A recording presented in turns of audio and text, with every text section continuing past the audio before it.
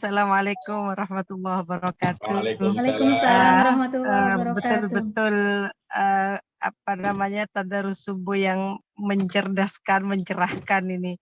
Karena bagaimanapun orang-orang seperti kita ini sangat bingung dengan adanya budaya atau tradisi di sekitar kita. Bondowoso itu lebih parah lagi tuh.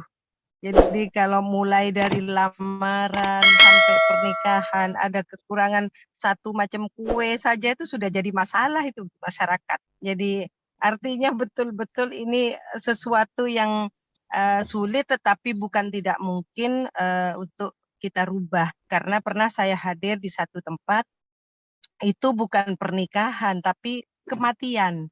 Jadi ada satu tradisi di satu desa, Ramban namanya. Nah itu desa di situ itu kalau ada yang meninggal, itu jauh hari sebelum meninggal neneknya sudah bilang, "Saya beli sapi untuk disembelih nanti ya kalau saya meninggal." Jadi orang yang datang itu bawa sesuatu tapi tasnya tuh diisi lagi dengan nasi, dengan daging dan segala macam. Jadi artinya bahwa al-ada al-muhakkamah itu betul-betul terjadi di masyarakat. Sesuatu tradisi atau budaya bisa menjadi hukum di tengah-tengah masyarakat.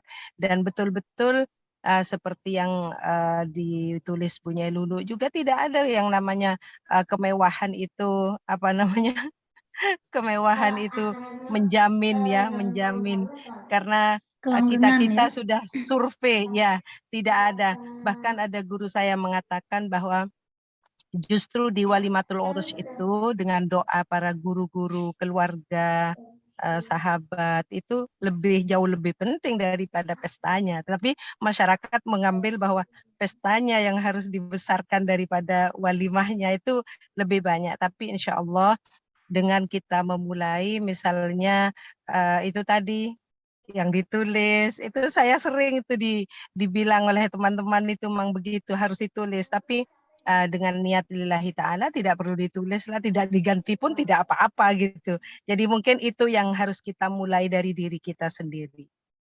begitu ya.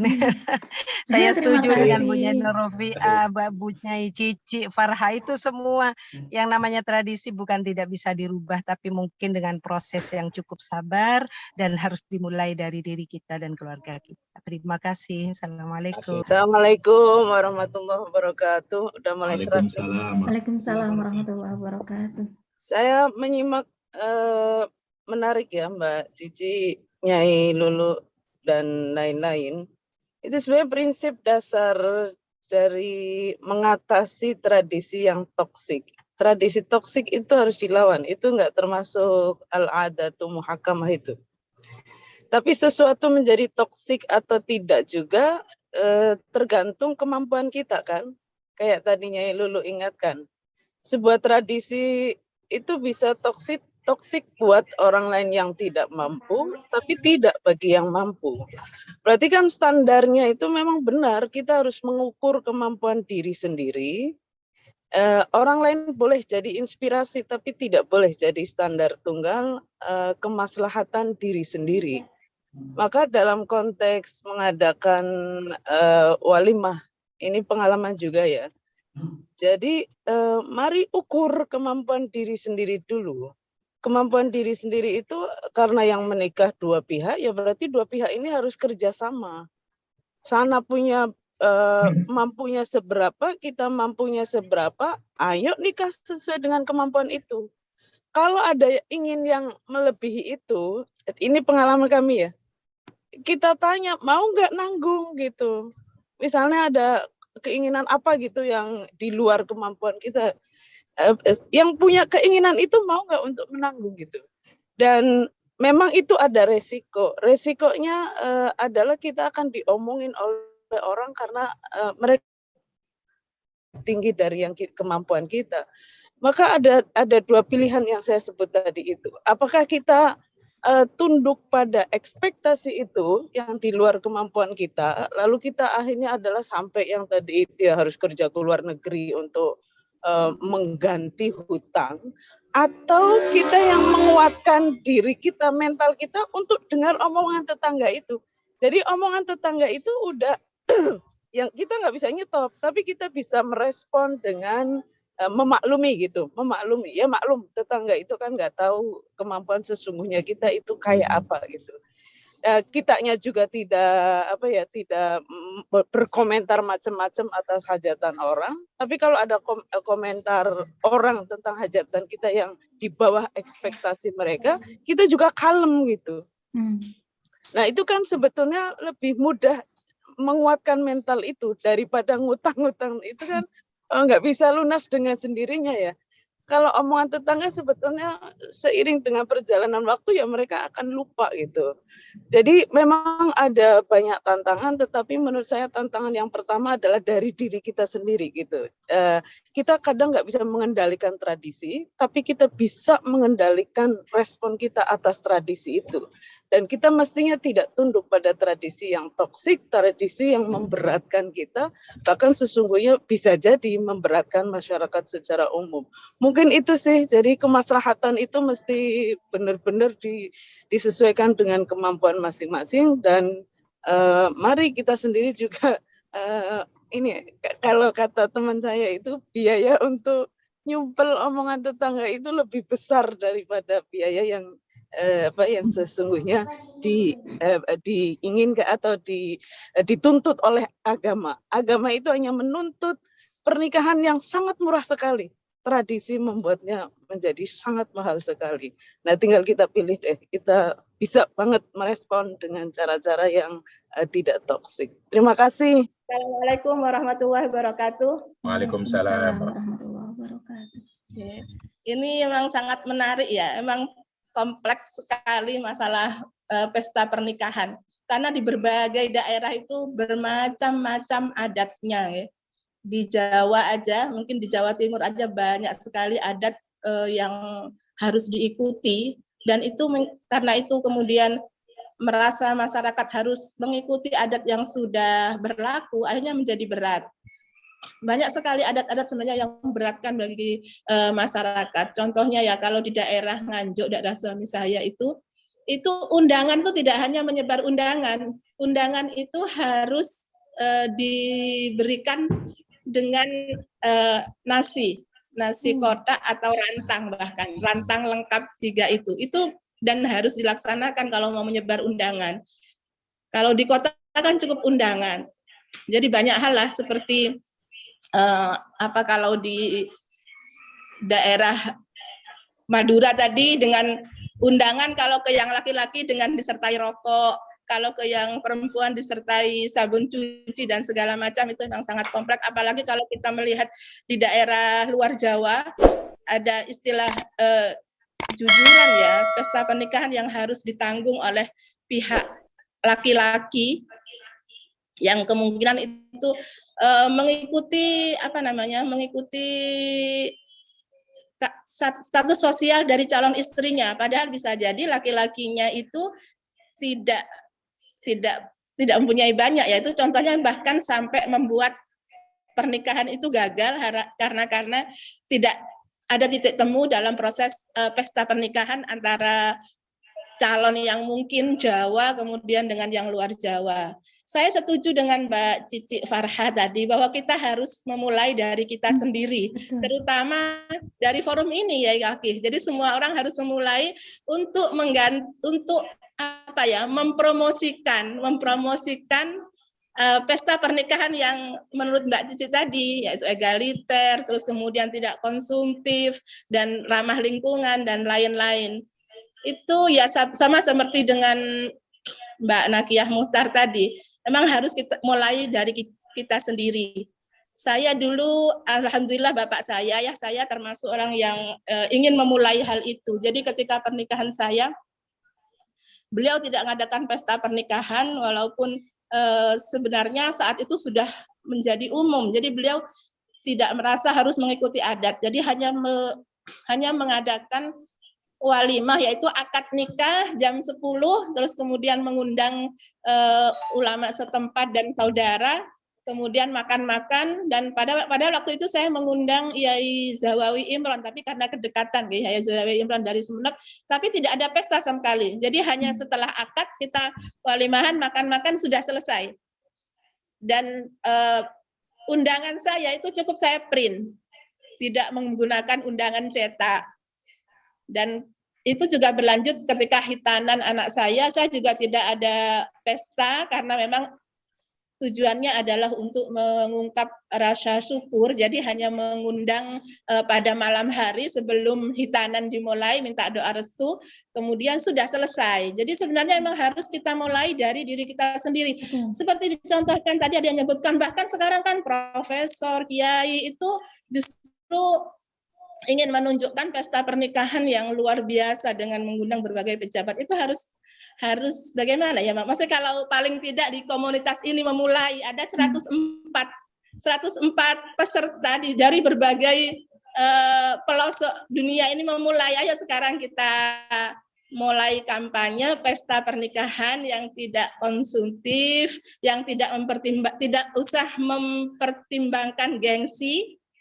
Maksudnya bukan karena gengsi atau bukan karena status sosial, pokoknya kita benar-benar niatnya murni hanya untuk mengikuti sunnah Nabi bahwa kita harus mensyukuri pernikahan keluarga kita, dan juga itu untuk advokasi itu katanya Mbak Jirti juga masuk kan, bahwa kita hanya ingin masyarakat tahu bahwa kita sudah menikahkan, pasangan itu sudah menikah dan sudah sah.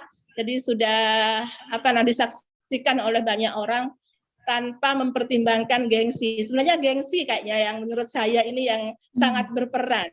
Betul. Gengsi dan prestis itu ya Kang Fakih.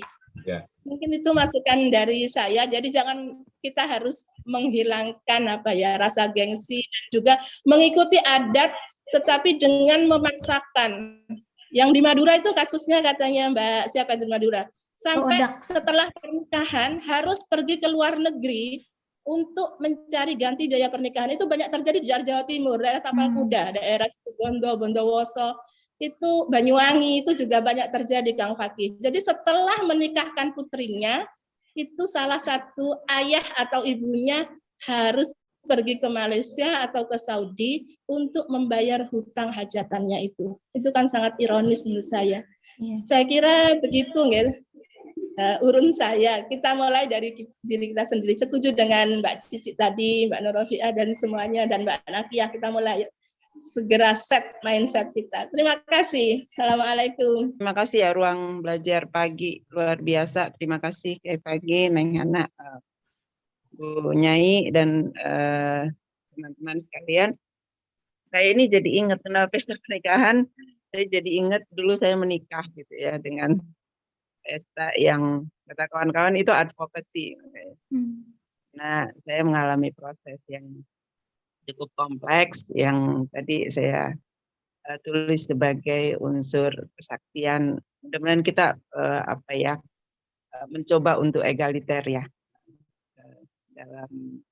dalam sistem kultural kita, dalam sistem politik. Jadi pernikahan itu dan pestanya adalah sebuah persaktian gitu dari usaha-usaha kita semua untuk menghantarkan kebaikan-kebaikan yang kita yakini gitu. Nah, di pesta saya itu panitianya itu gado-gado macam-macam ya, di antaranya Hairus Salim, keluarganya Cak Nun itu. Terus ada almarhum Daino sama Tante Daino. Orang tuanya Mbak Ita Fatia Nadia itu yang masak gitu. Dan di pestanya itu ada kuesioner tentang bagaimana pernikahan yang egaliter gitu. Di workshop ini sih bukan pesta berarti. Nah itu ada macam-macam tuh, Mas Imam. Tausiahnya ada Sastro, ada Mbak Nur Syahbani, ada tidak terlalu besar, tapi ya itu makanannya zaman segitu ya dimasak oleh almarhumah Tante Daino, ibunya Mbak Ita Fatia Nadia. Makannya pakai daun, jadi enggak piring, enggak kayak gitu-gitu ya, dengan menu yang sederhana. gorengan, ada godok-godokan gitu ya, lesehan.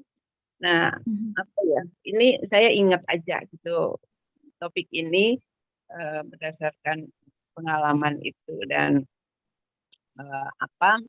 saya belajar juga dari beberapa kawan-kawan yang sudah mantu sekarang itu menjadikan pesta pernikahannya dengan segala ada yang sederhana, ada yang lumayan tidak sederhana menurut saya, tapi mereka punya konsep hal-hal yang tadi paling nggak ramah lingkungan, bahkan Mas Eka dan Mbak Melani itu tanaman gitu ya, yang sebagai souvenir gitu.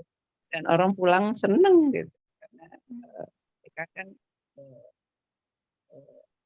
pejuang lingkungan gitu ya. Jadi saya pikir sekarang saya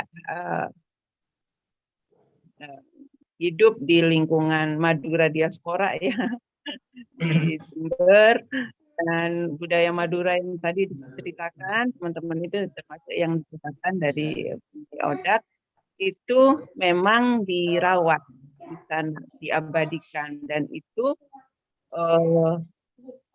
berpengaruh sangat, dampak negatifnya itu sudah kemana-mana gitu. Sampai misalnya mendorong migrasi ya, karena hutang-hutang, karena pernikahan harus dengan standar bayar yang tadi itu ya, yang awalnya bagus memang katanya untuk social security, untuk keamanan ya, gotong royong sosial gitu, tapi sekarang kok jadinya seperti itu. Nah, ini terobosan-terobosan yang saya harapkan dari perjumpaan kita pagi ini luar biasa ya. Kita mau menganggap ini sesuatu yang perbincangan aja atau sebuah ikhtiar untuk alat perjuangan kita, karena dilihat ini kan rentetannya panjang sebelum dan sesudahnya ya, latar belakang, latar depan, latar samping itu. Jadi ya monggo, tadi Mbak Nuril dari Bondowoso bilang, mari untuk tapal kuda kita coba sesuatu walaupun kecil, tapi karena ini sesuatu yang tidak kecil gitu. Monggo, mudah-mudahan ada. Terima kasih Mbak Cici, inspirasinya. Terima kasih banyak. Terima banyak. Iya, terima kasih Mbak Cici. Ya, saya sempat ngobrol juga kemarin, ketemu di Bandung sama Mbak Cici. Ya, menanyakan tadi Mbak Cici menikah itu beda 1 dekade dengan saya. Saya usia 22, Mbak Cici 32 gitu. Nah, ini pada saat 22 ini saya nikah ini betul-betul itu orang tua. Jadi boro-boro bisa sumbang saran. Bisa sumbang saran gitu. Ini dan juga mungkin juga belum tercerahkan ya gitu. Jadi kebanyakan juga yang sangat menentukan ini bukan sekedar yang menikahnya kan gitu. Justru lebih repot ini adalah keluarga kan gitu. Tadi kalaupun ada aktivis-aktivis yang mencoba, tapi paling tidak tadi kata Mbak Cici di konsep ya Mbak ya, agar tidak menghasilkan, tidak konsumtif, tidak menghasilkan sampah kan gitu. Ini sudah ramai sekali di chat ya. Oh ya, langsung ke Mbak Erik. Mohon maaf, Mbak Erik tadi sudah raise hand dari sejak tadi. Mungkin ingin rembuk pendapatnya, mangga. Assalamualaikum Pak Yai, Bu Nyai, Waalaikumsalam. Neng Hana yang dirahmati oleh Allah semua, pengaji pagi ini. Ini saya mau sharing pengalaman pribadi dalam keluarga saya. Sebenarnya saya dan keluarga itu sudah berusaha memulai pernikahan tanpa pesta pora, yang penting halal sesuai dengan syariat, kemudian mengadakan walimah secukupnya. Itu udah kita mulai dari diri saya sendiri waktu saya nikah, kemudian ponakan saya, anaknya kakak saya, juga anaknya bule saya. Dan ketika itu dilaksanakan, sebenarnya kalau al-adatu muhakkamah itu kemudian jadi masalah, alhamdulillah sih sebenarnya nggak ada masalah dengan masyarakat kita. Paling cuma, oh udah nikah kok nggak undang-undang sih, kok kita nggak diundang, itu hal biasa menurut saya. Akan tetapi pelaksanaannya memang butuh tantangan besar. Tantangan pertama, kita nggak bisa semena-mena juga kalau itu acara pernikahan itu adalah acara kita pribadi yang tidak terikat dengan siapapun, itu bisa kita lakukan sederhana seperti itu. Tapi ketika itu melibatkan orang di luar keluarga kita, lingkungan kita, dan mereka harus kita jadikan pertimbangan. Misalnya saya menikah, saya butuh wali. Saya tidak bisa tidak berkompromi dengan wali saya. Ketika saya mau nikah, udah yang penting 4 orang saksi, kita undang walimah ya keluarga dekat aja. Kemudian si wali bilang, kalau kamu nggak undang-undang ya udah, aku nggak mau nikahin. Kamu nikah aja sendiri. Ayo gimana coba? Akhirnya mau nggak mau ngundang teman-teman kantor, ngundang ujung-ujungnya yang semula mau ngundang 10 orang, 50 orang jadi semasjid gitu. Itu kan bukan hal yang mudah memang kayak gitu. Kemudian yang kedua misalnya, ini tantangan juga bagi saya untuk pernikahan anak saya. Karena tidak bisa mutlak saya putuskan dalam keluarga saya. Saya udah sama anak-anak itu sebenarnya sepakat banget. Daripada duit buat pesta pora, sekedar makan-makan setelah itu pulang, hilang. Yang habisnya ya jujur aja ya, nggak cukup ratusan juta loh. Kalau mau pesta mewah apalagi ini yang kita hadapi. Ya, maaf, ada politisi, pejabat, yang bapaknya anak-anak, yang itu adalah event kampanye gitu. Buat mertua yang juga seorang bupati, itu event kampanye 2024. Jadi investasinya bukan masalah investasi dapat uang, dapat kembalian dalam bentuk uang enggak, tapi investasi sosial. Itu sehingga tidak bisa satu pertimbangan saja. Kalaupun kita memulainya, jadi gini prinsipnya. Kita bagaimanapun percaya ya, innal mubadzirina kanu ikhwanas syayatin, dan kita berusaha melakukan itu. Tapi bukan berarti orang yang mengadakan pesta besar, itu juga termasuk orang-orang yang mubadzirin. Boleh jadi itu bagian dari investasi yang kita nggak tahu. Dan bagi mereka itu lebih murah dibanding dengan cara yang lain misalnya. Satu sisi seperti itu. Jadi pertimbangannya satu, memang kita harus punya komitmen yang kuat. Bahwa yang disunahkan adalah walimah, nikah itu tidak mahal, cukup ada mahar dan 4 orang saksi, jenang merah putih juga udah cukup sebenarnya tanpa harus pesta pora. Walimah keluarga itu kan tujuannya mengumumkan bahwa ini si A sudah punya suami loh, ini udah punya istri loh, udah jangan diganggu-ganggu lagi loh, kan gitu sebenarnya pengumuman supaya nggak ada fitnah. Kalau kita ngikuti syariatnya sih gampang, murah dan mudah. Dan kalau kita punya komitmen, ternyata ya kayak kakak saya, udah nikah, keluarga besan, keluarga dia, kemudian keluarga inti, udah sholawatan gitu udah cukup. Nggak sampai ratusan juta, cukup 10 juta udah mewah itu. Nggak pakai rame-rame. Bahkan 1 juta 2 juta juga udah cukup, pakai apa? Dodol atau apalah, makan-makan sederhana gitu kan. Tapi ada juga yang ya itu tadi ada pertimbangan-pertimbangan lain. Jadi ini masalahnya kompleks banget ya. Satu, ada masalah sebenarnya komitmen kita cukup dan itu bisa terlaksana, buktinya di keluarga saya, anak kakak saya, anak bule saya, dan itu nggak ada komplain kok dari masyarakat dan nggak jadi fitnah juga, biasa-biasa aja. Dan nggak ada yang bilang, karena miskin, karena pelit. Enggak, orang kan melihat miskin, pelit atau enggak tidak dari pestanya, dari kehidupan sehari-harinya juga kan. Seperti apa, itu justru malah menjadi contoh baik itu bagi masyarakat. Oh si itu ya padahal gini tapi dia nggak pakai pesta-pesta, itu justru malah benar Mbak Cici tadi, itu jadi media dakwah gitu loh. Tapi di sisi lain kemudian harus kompromi juga dengan besan. Misalnya saya besanan dengan Mbak Ida Mahmudah nih, punya Ida Mahmudah. Mbak Ida sini, ada nggak Mbak Ida? Mbak Ida Mahmudah keluarganya jumlahnya besar. Sesama aktivis. Bisa keluarga semua. Coba lamaran aja udah segitu banyak. Kalau pesta apalagi, kalau pas resepsi itu nggak bisa disuruh kecil-kecilan tuh sudah nggak mungkin kan. Bukan masalah gengsi, bukan masalah ini apa buang-buang duit atau bermubadir-mubadir, enggak.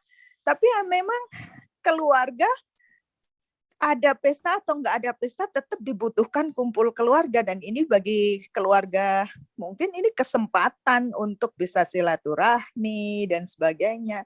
Karena ada pernikahan atau enggak ada pernikahan, kumpul keluarga itu sudah menjadi rutinitas gitu loh. Dan memang ya butuh biaya, dan biaya itu ditanggung bersama. Kan saya dengar dari itu Nihayatul Wafiroh, kalau itu keluarga udah satu rumah bawa kue sendiri-sendiri, pantesan kue serumah penuh. Satu keluarga bawa sendiri-sendiri, ya Allah. Itu sesuatu yang menurut saya bisa dibilang tradisi, tapi bagi kalangan tertentu itu nggak bisa disamakan dengan kalangan yang lain, yang keluarganya nggak banyak, yang punya sosial, kepentingan sosial yang berbeda dan seterusnya. Dan yang penting jangan niru-niru yang bukan tidak sesuai dengan kebutuhannya gitu loh. Jadi pertimbangannya apa ya, kebutuhan orang beda-beda, sehingga untuk walimah atau resepsi itu berbasislah pada kebutuhan. Kalau menurut saya sih begitu ya. Jadi lagi-lagi prinsip kembali pada diri kita, ayo kita mulai dari diri kita, jangan karena gengsi, jangan karena ngikut-ngikut orang lain, jangan sampai memberatkan siapapun, dan kita jangan sampai menjadi contoh yang tidak baik bagi orang lain. Tapi ketika ada kebutuhan di luar itu, ya akan lebih baik ya kayak ada peraturan, kita tidak menerima kado, tidak menerima apa namanya buan ya kalau di Malang, apa sih kalau di itu, tidak menerima sumbangan atau hadiah, gitu justru meringankan orang yang diundang.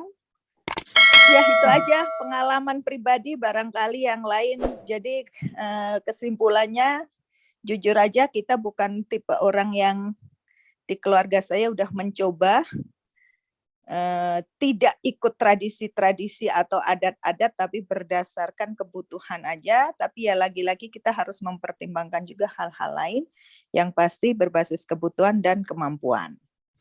Terima kasih.